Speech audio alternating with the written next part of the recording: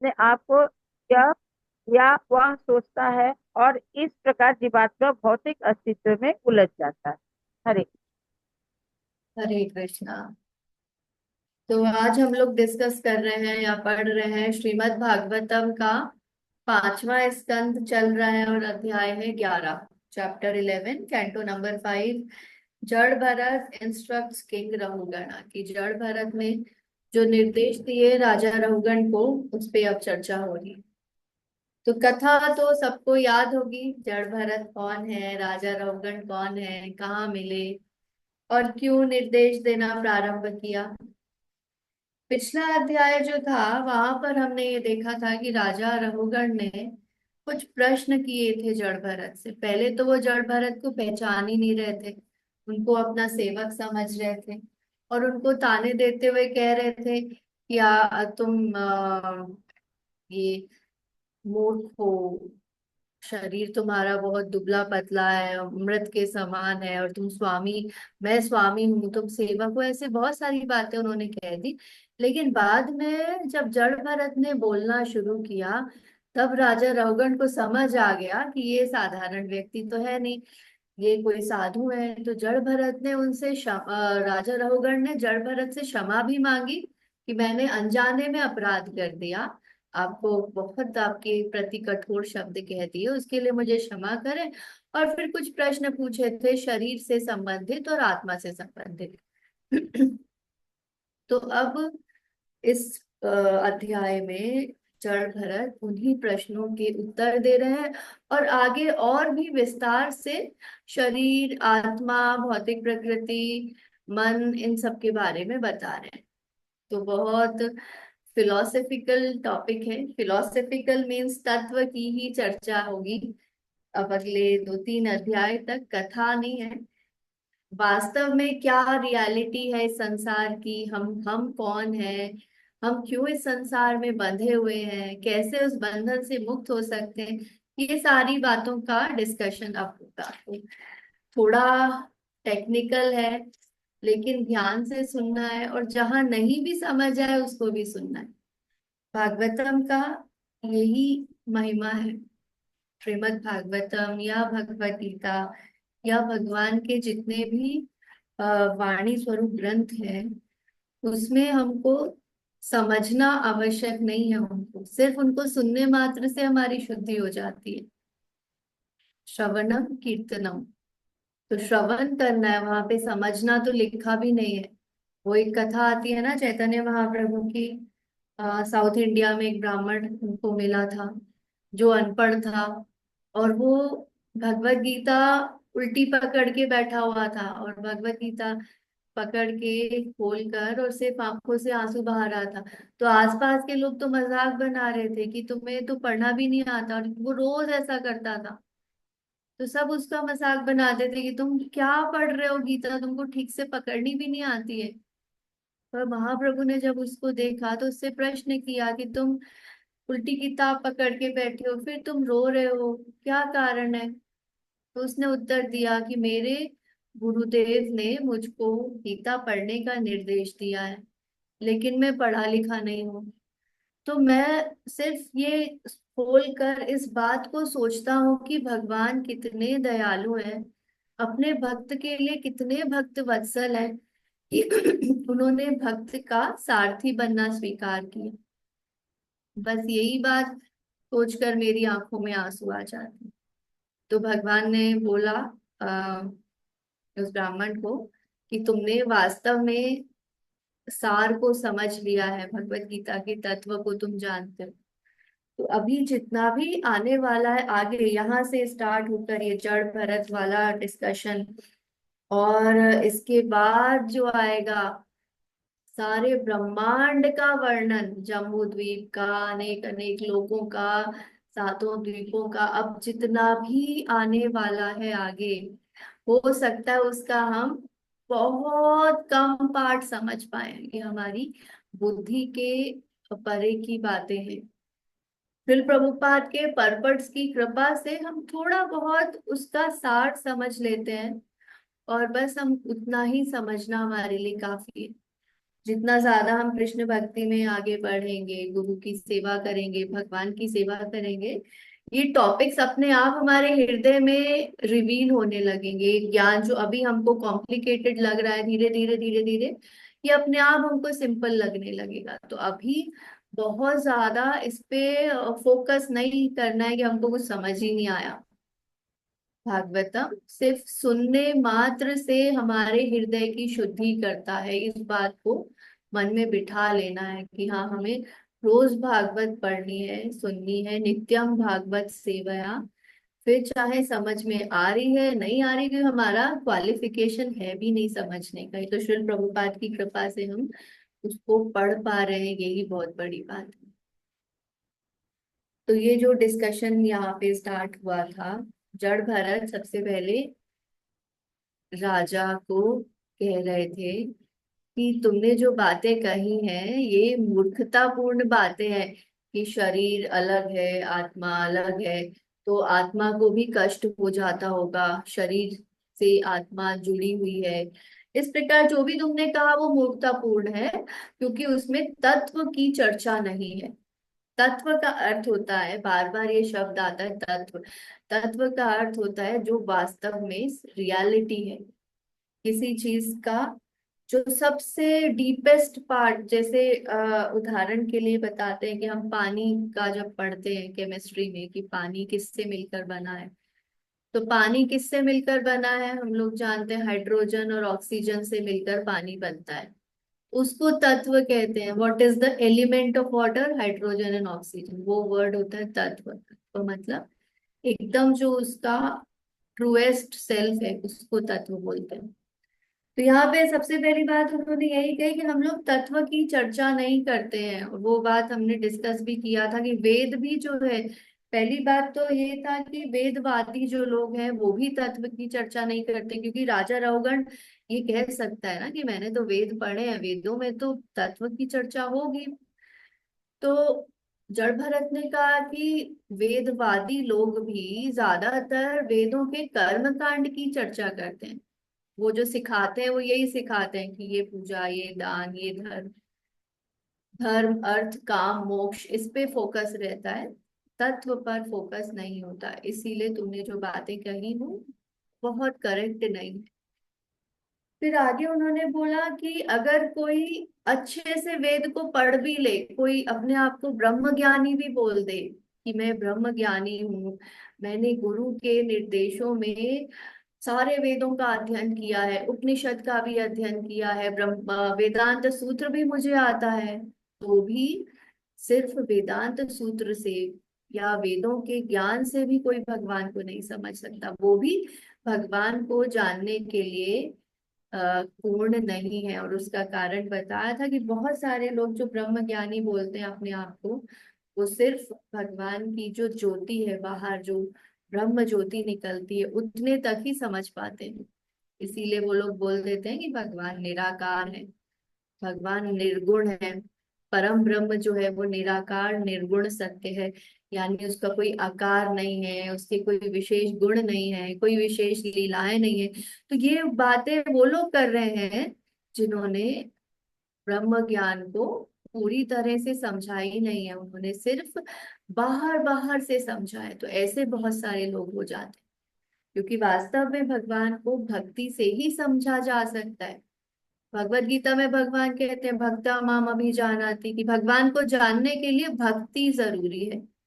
तो जो भक्त नहीं है वो वैसे भी भगवान को नहीं समझ पाएगा, भगवान के तत्व को नहीं समझ पाएगा, भगवान से अपने संबंध को नहीं समझ पाएगा।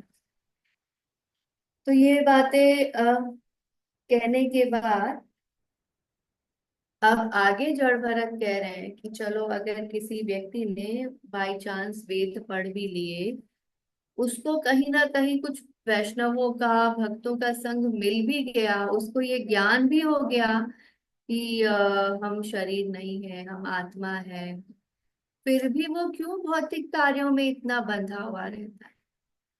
इसका क्या कारण है? तो इसका उत्तर बताते हुए यहाँ पर कह रहे हैं, अब अगले जो हमने आज श्लोक पढ़े 4 से लेकर 8 नंबर तक, उसमें यही बात बताई कि mind is the cause of material entanglement.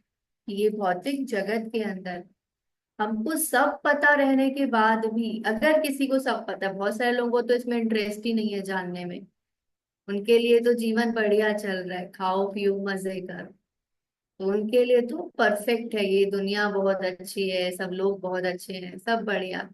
लेकिन ऐसे लोग जिन्होंने तत्व को जानने का प्रयास भी किया, जिनको थ्योरेटिकल नॉलेज भी हो गया कि हम शरीर है ही नहीं, और हम इस शरीर में बार बार आ रहे हैं, वो क्यों फिर भी इस शरीर में बंधते हैं, वो क्यों इस भौतिक जगत में बंधते हैं, तो उसका कारण बताया कि ये सब हो रहा है हमारे मन के कारण। अब मन के कारण कैसे हो रहा है उसको समझाया गया है यहाँ पे। तो पहले बोला कि मन जो है वो हमारी इंद्रियों को कंट्रोल करता है। इंद्रियां मतलब हमारी आंख, हमारी नाक, हमारा जीवा, हमारी त्वचा, हमारे कान।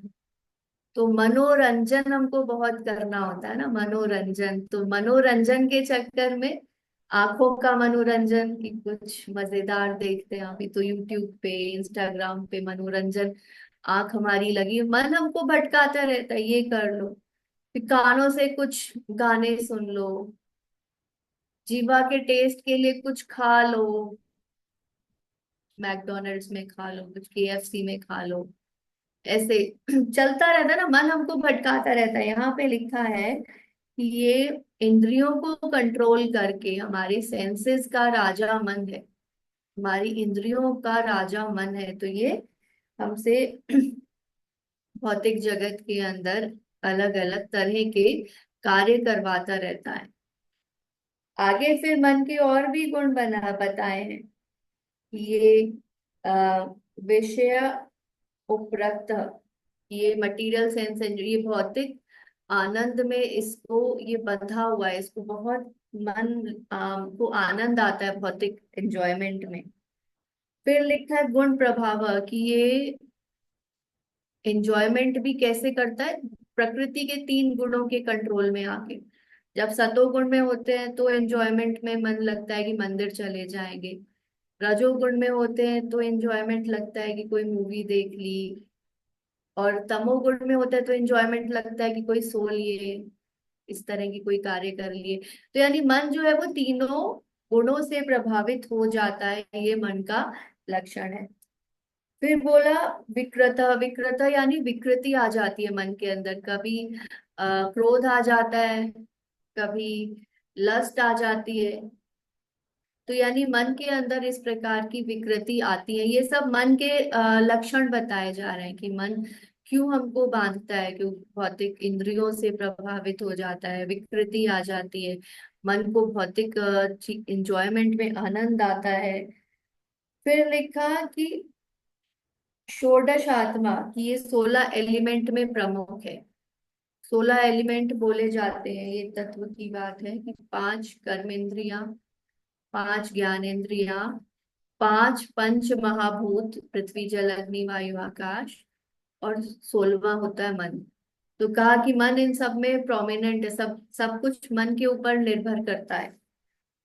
फिर आगे बोला कि ये संस्कृति चक्र कूटा, कि ये हमारी शरीर को या जीव को बार बार जन्म मृत्यु के चक्र में लेके जाता है, और दुखम सुखम व्यतिक्रम, ये एक भ्रम बनाता है कि कभी हम बहुत दुखी हैं, कभी हम बहुत सुखी हैं।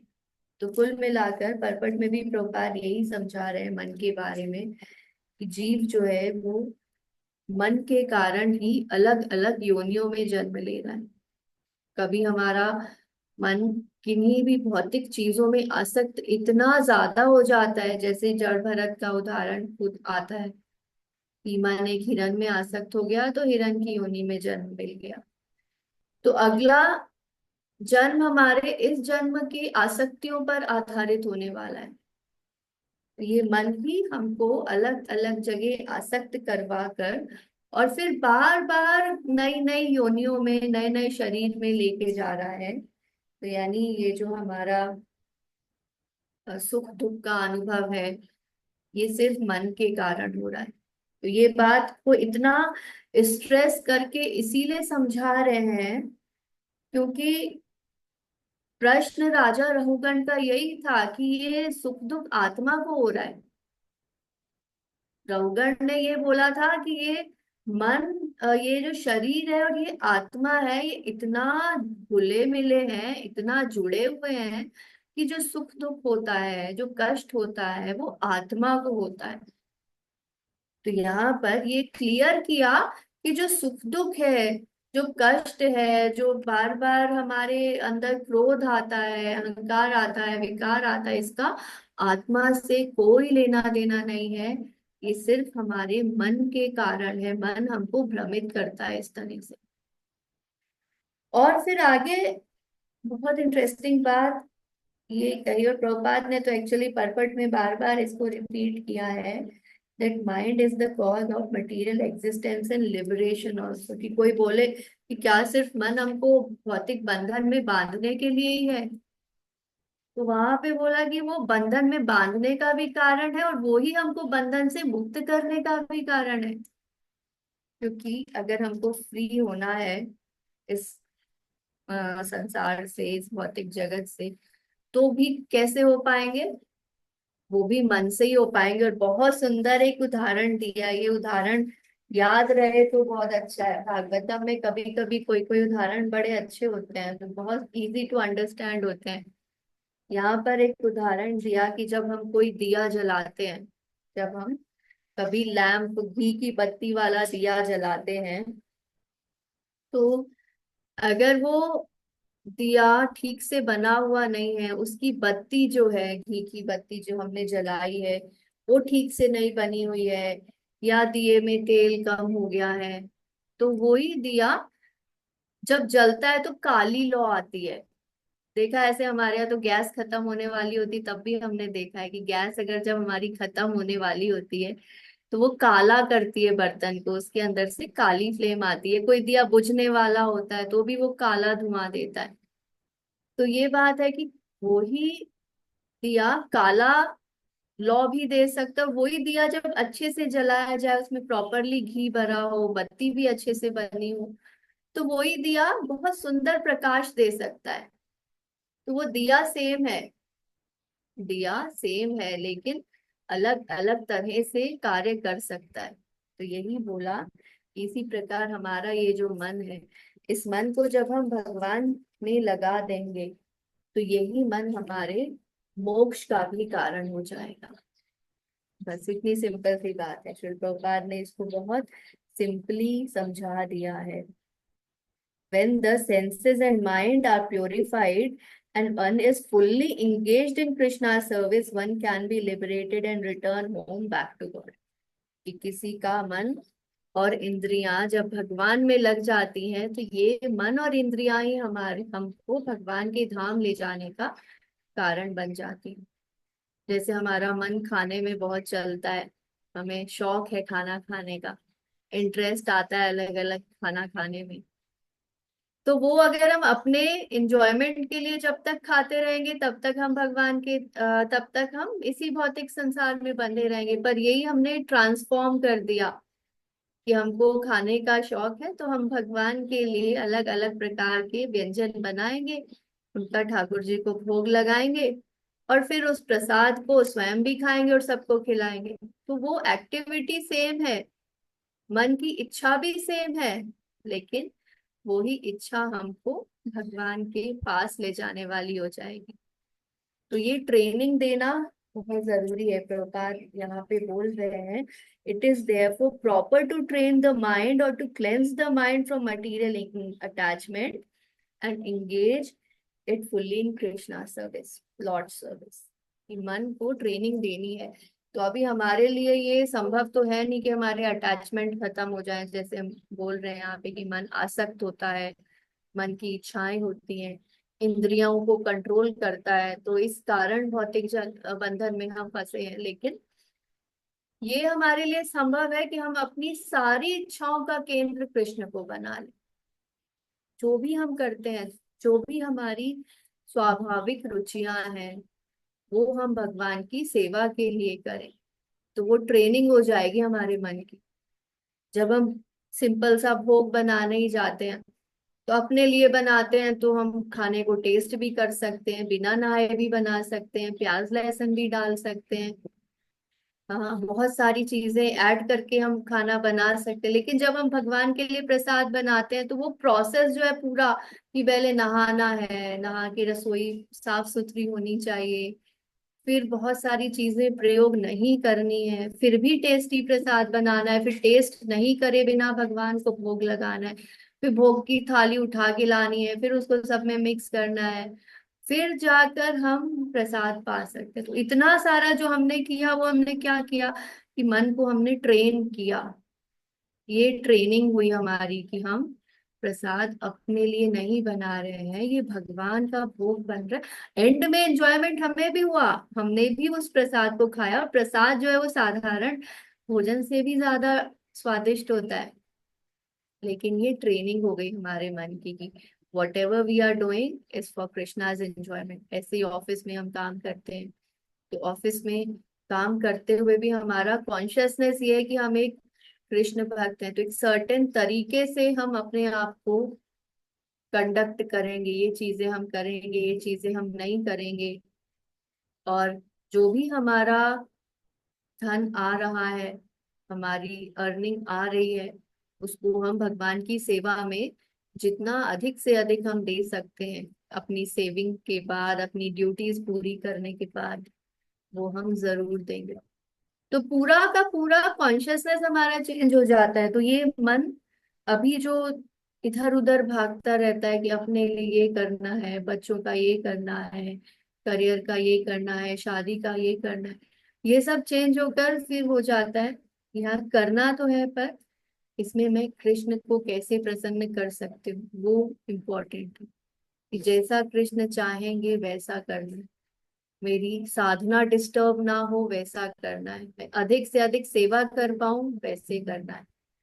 तो एक्टिविटी सेम रहने वाली है, जॉब छोड़ना नहीं है। अम्बरीश महाराज का प्रभुपाद ने आज भी उदाहरण दिया कि जैसा अम्बरीश महाराज करते थे, कि सारे राज्य को संभालते थे पर भगवान की सेवा भी करते। ऐसे सारे उदाहरण है, ध्रुव महाराज है, प्रहलाद महाराज है, युधिष्ठिर महाराज, भागवत तो ऐसे उदाहरणों से भरा पड़ा है। पर ऐसे बहुत सारे भक्तों के भी उदाहरण है, शिल प्रभुपाद का उदाहरण है कि अपने गृहस्थ जीवन में भी उन्होंने केंद्र में रखा कि मुझे अपने गुरुदेव के आदेश को पूरा करना है। वो भले ही 30 साल बाद हुआ, जाके 25 साल बाद, 40 साल, जो भी समय लगा वो लगा, लेकिन अल्टीमेटली शिल प्रभुपाद भूले नहीं उस इंस्ट्रक्शन को, और उन्होंने उसको पूरा किया।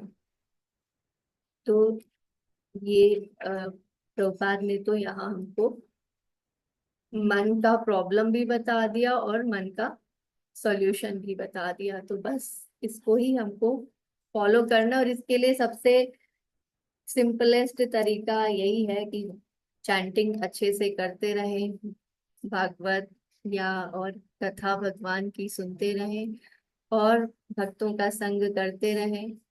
बस ये एबीसीडी हमारी ठीक रहेगी, कृष्ण प्रसाद पाते रहें। ये एबीसीडी होती है, association, books, chanting and diet. ये चार चीजें ठीक रहेंगी तो हम कृष्ण भक्ति में लगे रहेंगे। और अभी हमारा मीटिंग एक बार फिर से एंड हो जाएगा। फाल्गुनी प्रिय अब दोबारा स्टार्ट होगा तो 30 मिनट्स का होगा या अब 20 मिनट्स का ही मिलेगा टाइम? माता जी अभी थर्ड वाला नहीं पता मेरे को, मैं देख के बताती हूँ। थर्ड वाला, ओके ठीक है, जो भी होगा। ये मीटिंग तो क्योंकि अभी जूम रिचार्ज नहीं हुआ है, आजकल में हो जाना चाहिए, तो ये मीटिंग एंड हो जाएगा। आज शाम को मंदिर में पाठोत्सव है, पाठोत्सव यानी हमारे ठाकुर जी का स्थापना दिवस, बर्थडे। तो श्री श्री गिरधारी दाऊ जी, श्री श्री गौर निताई, श्री श्री राधा मदन मोहन जी, श्री गिरिराज गोवर्धन, उन सबका आज हैप्पी बर्थडे टू यू है। मंदिर में सेलिब्रेशन बहुत सुंदर सजा है, मंदिर यहाँ से हमको दिखाई दे रहा है, इतनी सुंदर लाइट्स लग के, जैसे जन्माष्टमी पे सेलिब्रेशन होती है ना वैसे। तो कुछ कल्चरल प्रोग्राम्स होंगे, कुछ मंदिर का एनुअल रिपोर्ट बताया जाएगा, अभिषेक होगा भगवान का पहले, और उसके बाद फिर प्रसाद रहेगा। तो आप सब आमंत्रित हैं। और हमारे ग्रुप ये हमारा जो जगन्नाथ भक्ति वृक्षा है, आप सबकी कृपा से, आप सबके एफर्ट से हमने श्री श्री गौर निताई का पोशाक स्पॉन्सर किया है।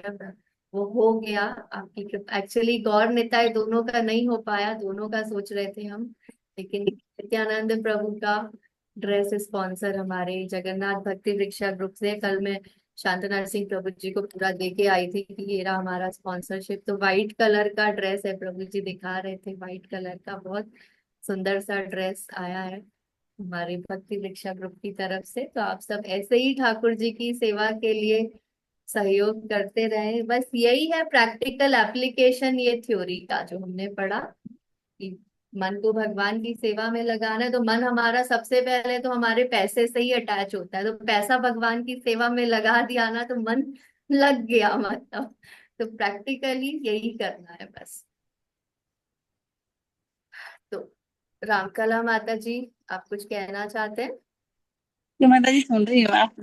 रामकला माता जी, रमेश्वरी राधे माता जी, प्रमोद प्रभु जी, ये हमारे बहुत, और विजय प्रभु जी और माधुरी गंधर्विका माता जी, ये सीनियर डिवोटीज जो है ना हमारे, ये बहुत ज्यादा एग्जेम्पलरी जिसको कहते हैं ना, हमारे लिए उदाहरण प्रस्तुत करते हैं। जैसे मैंने देखा यूजुअली ओल्ड एज में आके लोगों को और ज्यादा अटैचमेंट होता है पैसे से, घर गृहस्थी से, पर ये डिवोटीज ऐसे हैं जब भी हमें दान चाहिए खुले हाथ से आता है। सुमन माता जी, रमेश्वरी राधे माता जी, विजय प्रभु जी, रामकला माता जी, प्रमोद प्रभु जी, माधुरी गंधर्विका माता जी, इनको कोई मतलब नहीं है, इनको सिर्फ बस बोला कि माता जी इसके लिए चाहिए, और ऐसे बारिश हो जाती है। और भगवान की कृपा से और आप सबके सहयोग से कभी भी ऐसा हुआ नहीं आज तक कि हमने कोई कमिटमेंट लिया हो, कोई सेवा का और वो पूरा ना हुआ हो। तो आप सबका विशेष रूप से धन्यवाद। बाकी सभी भक्तों का भी धन्यवाद जो आप हमेशा सेवा मत के लिए बोलो माता जी, आगे कुछ आते हैं। नहीं है, सब आप ही का है, सब ईश्वर का दिया हुआ है। हम कुछ कर पाते हैं ये सबसे बड़ी बात, कि आप लोगों ने ऐसा प्लेटफॉर्म दिया है कि हमारे द्वारा कुछ हो जाए, हम भी शुद्ध होते रहे भगवान से, और कुछ भी नहीं। तो ये कह रही थी बेटा, पूरा नहीं हो पाया था क्या अपना? नहीं, हमने दो ड्रेसेस का एक्चुअली हमने कमिटमेंट एक का ही किया था पहले, पर दोनों का मैं सोच रही थी गौर निताई दोनों का हो जाए तो अच्छा है। तो दोनों का तो नहीं हुआ, पर जो मैंने एक्चुअली बोला था प्रभु जी को कि प्रभु जी हम गौर निताई में से एक ड्रेस हम स्पॉन्सर कर देंगे, तो एक ड्रेस का हमारा पूरा हो गया। 51,000 हमारा था, तो वो हमारा कंप्लीट हो गया। और इसके अलावा कुछ कुछ और है डोनेशन, पर वो एक्चुअली दोनों का करने के लिए 1 लाख के अराउंड हो कम जाता, पड़ रहा है। नहीं हुआ। कोई बात नहीं, तो आगे से कोई और। बात नहीं, अभी जगन्नाथ रथ यात्रा है, जगन्नाथ जी का हाँ, भी उत्सव हाँ, आने वाला है, तो उसमें फिर सेवा का अवसर ठीक आएगा, तो फिर करेंगे। है। अभी ये मीटिंग एंड करके ना दोबारा शुरू कर लेते हैं, एंड होने ही वाली है जपा मीटिंग, फिर हम लोग कर लेंगे जल्दी से, अनम्यूट करके एंड कर लेते हैं। हरे ग्रंथ कृष्णा राज माता हरे जी। कृष्ण। हाँ जी प्रभु जी। ये अभिषेक के लिए तो फिर अलग से कूपन लेना पड़ेगा क्या? प्रसाद के लिए कूपन है प्रभु जी। अभिषेक। नहीं, अभिषेक का नहीं, 1 मिनट में आपको हरे कंफर्म कर दूंगी। अभी हरे मेरी, कृष्ण माता जी। हाँ जी वंदना माता जी। माता जी प्रसाद के लिए कूपन कितने का है? मंदिर से ही आता है वो, 100 या 150 का होता है वो। आज कितने का है मैं ग्रुप पे डाल दूंगी पता करके, यूजुअली 100 रुपए का होता है।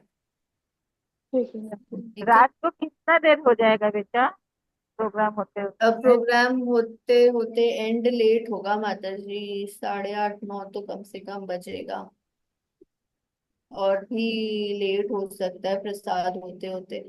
प्रसाद अ- क्योंकि 8:30 बजे से स्टार्टिंग लिखा है, तो साढ़े अगर हम बीच में आ जाए तो, हालांकि मन नहीं करता वहां से वापस आने का, लेकिन बहुत हाँ लेट होगा हाँ तो हाँ फिर। हाँ, आप आ सकते हैं, थोड़ा टाइम से आ जाइए। मेन तो देखिए अभिषेक और सांस्कृतिक कार्यक्रम है, 5:30 बजे अभिषेक और 6:30 बजे सांस्कृतिक कार्यक्रम है।